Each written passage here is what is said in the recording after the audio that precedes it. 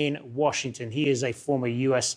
Assistant Secretary of State for Near Eastern Affairs under Trump's first term and a current senior fellow at the Washington Institute.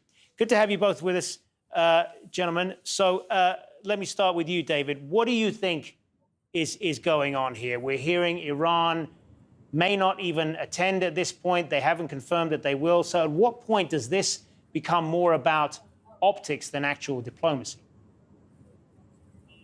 Well, good evening to you and Mr. Mehrdad. Listen, I think that the administration is interested in moving forward and getting to an agreement. I think the economic pressures are severe. There's some political pressures at home.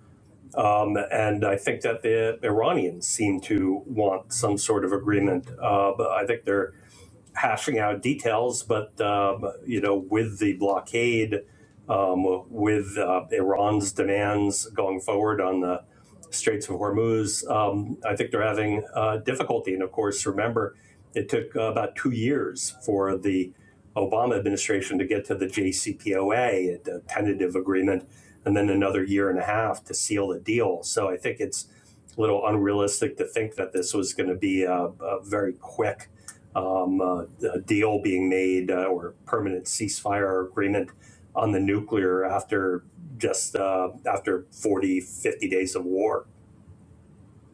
Mehrdad Khonsari, what's your take on this? Do you believe Iran will ultimately attend these talks in Islamabad in some form? And at this point, is it in their interest to do so?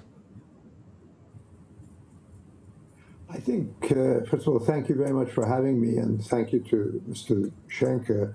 I think that it's essential for them to want to go to this meeting. They are eager to do it because their survival is at stake. But there are obvious immediate impediments, and I would agree with your guest who said that these things take time. But the most immediate thing that comes to mind is the fact that there's only something like 48 hours left in the ceasefire, and they don't want to go to a meeting. I mean, this is a consideration. I don't know whether they will or they won't, but they don't want to be faced with a situation that they have a limited number of hours in order to even avoid an extension of the ceasefire. Maybe they're hopeful that prior to actually going to the meeting that President Trump might extend the ceasefire or the deadline so that they have enough time to sort of cool their heels before the deadline expires. But other than that, irrespective of whatever problem has existed, especially as matters have escalated in an unexpected manner in the last 24 to 48 hours, it's essential for the Iranian regime to want to try and put this war behind them. The survival of the regime, their need to be able to get something from these meetings in order to deal with their internal problems, internal dire economic problems, makes it absolutely, in my view, essential for them to want to have this meeting and have it sort of move in the right direction. Obviously, there is a fight inside Iran between the dogmatists and the pragmatists. But if the pragmatists can deliver at the end of any kind of meeting, I think they will have the edge. And that could see Iran going in a completely different direction in the coming months and years. David Schenker, how much damage has the U.S. seizure of the Iranian vessel in the Strait of Hormuz done to the credibility of these talks before they've even begun? Well, I don't believe very much, actually, but it is going to be a blip on the radar. But, of course, the United States, rather than escalating militarily, chose to escalate through the blockade to make Iran pay an economic price, just like the world was paying an economic price for Iran's closure of the Straits of Hormuz. They were just enforcing the blockade. Would it have been better if they didn't shoot the ship? I'll leave that to military men to decide and women. But I think overall that, both parties need to get back to the table. And once again, this is a lot better, I think, the blockade than what we saw the day before the ceasefire, where the president pledged to hit desalinization plants and electrical grids. I think it just ups the ante in an economic way. And of course, that puts some time pressure on the regime and or the IRGC to be willing to make some concession because most importantly, Iran has insufficient energy storage. And if they have to stop producing oil, there's a risk that the fields will be fouled. So I think it was a good move, but we'll see what happens in Pakistan. Mehrdad, what's your view on this? Does this force Iran to the negotiating table, or does this confirm the long-held view by many there that the U.S. is negotiating in bad faith? I think that this one should not over-exaggerate this incident of the blockade.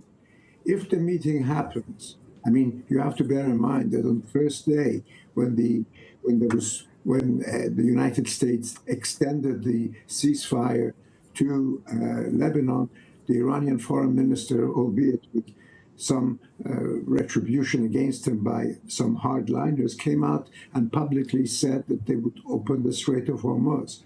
So Strait of Hormuz has been a weapon for them to be able to have some kind of strength in going to the meetings. But the primary aim, which they understand, is having a meeting, arriving at some kind of a settlement by which they can hope to have sanctions relief and access to their assets that have been confiscated. These are the things that are first and foremost. If the negotiations go well, the Strait of Hormuz will be opened. They have no interest in wanting to keep it closed. And this particular side of things will dissipate. So I think that first and foremost, everything hinges on the meeting in Islamabad.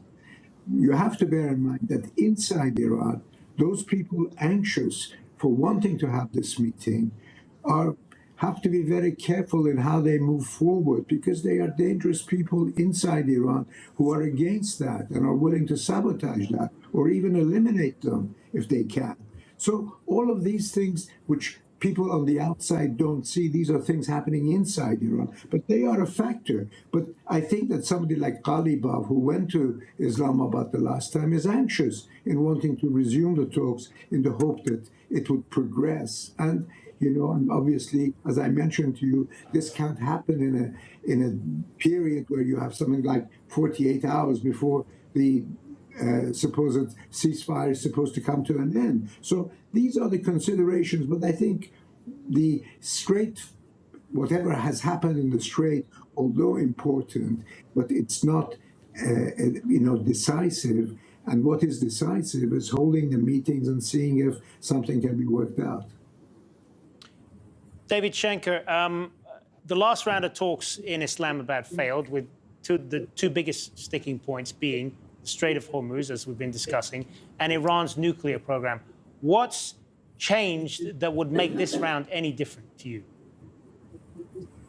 Well, listen, I think that there has been a U.S. concession that was on giving up the demand for no enrichment at all, allowing the 3.5%, which is permitted by the IAEA anyway, by NPT signatures. But they moved away from the no enrichment. They stopped mentioning the ballistic missiles, stopped mentioning the support for the proxies, the Hashid in Iraq, the Hezbollah in Lebanon, and the Houthis in Yemen. But really now we're discussing how long the quote-unquote moratorium will be.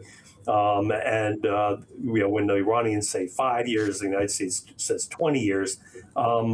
Listen, I think a little bit more time may lead to some movement on one side when you start bringing in things like sanctions relief and or release of frozen assets. And so I think, it's hard to say exactly what has changed, but certainly, as much as there is this enormous economic pressure on the world, the lack of jet fuel, the stopping of production, the closing of economies around the world, 4-day work weeks in some countries now, as much as there's pressure there is increasing pressure on the regime in Iran with the blockade and with the, frankly, miserable economic condition that existed before the war, but every day getting worse. We're going to have to leave it there. Appreciate your time, both of you, David Schenker in Washington and Mehrdad Khonsari in London. Great discussion. Thanks for being with us. Thank you. Thank you very much.